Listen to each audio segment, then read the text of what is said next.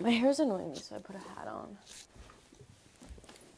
I'm currently back in my parents' house, just for dinner.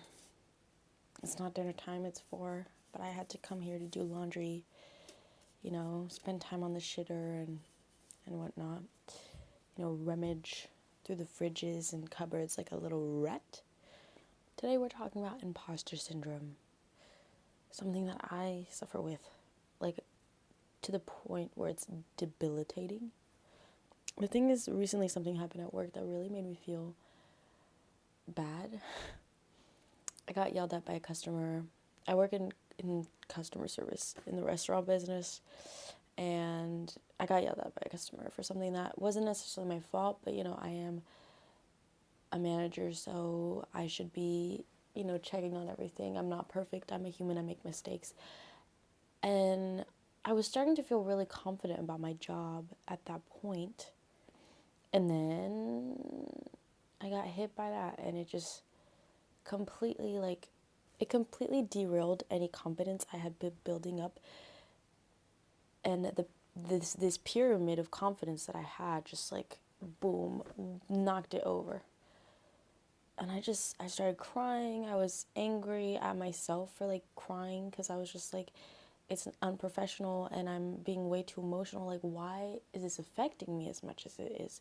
Because it's just one guy who probably had a bad day, who's also a human, and who also disrespected me in general. He talked to me in a really, really mean and uncivilized way. You can be angry because of something that's happened.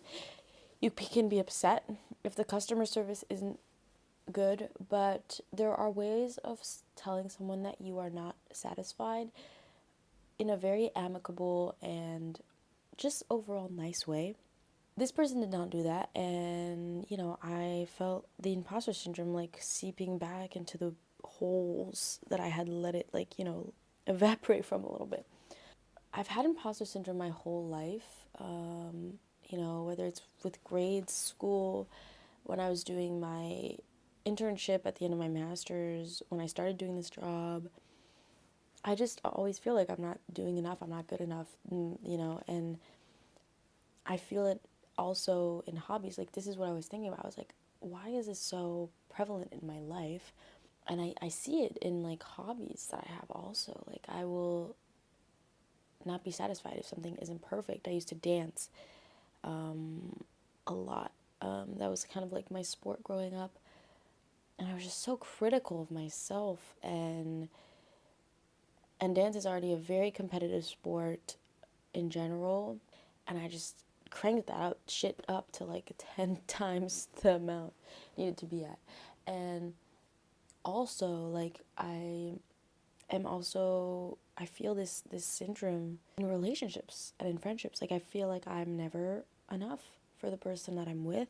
I feel like I have to give 150%, and I feel like everything is always all my fault, and I can never give myself grace and patience and acceptance for not being great at things. You're not born great. You're not born. You can be born with a good brain that, is logical naturally, or you have, sports abilities. You're born with sports abilities, but you're not born great at being a human. You're not born with amazing empathy. You're not born with, talents for management. Those are things that you learn, and they're things that you work hard at. And I think for me, the problem has been that I've worked really hard But the working hard has never been enough work. Like, I can always put in more work.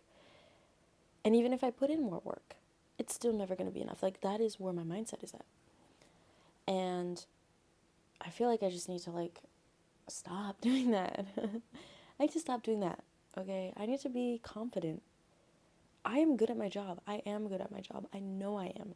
I wouldn't have my job if I wasn't good at it. I wouldn't be praised for my job if I wasn't good at it. You know, I receive a lot of compliments when I'm doing my job. People say that I do my job well. So there is no reason for me, for this one guy to have made everything crumble before my eyes. Like, it's one dude. I'm just so sensitive. And I'm glad that I noticed that it was also in, like, other parts of my life, because it's just important to take care of yourself and, yeah, to know when things are not great. So, yeah. That's kind of all I wanted to talk about today. Cheers.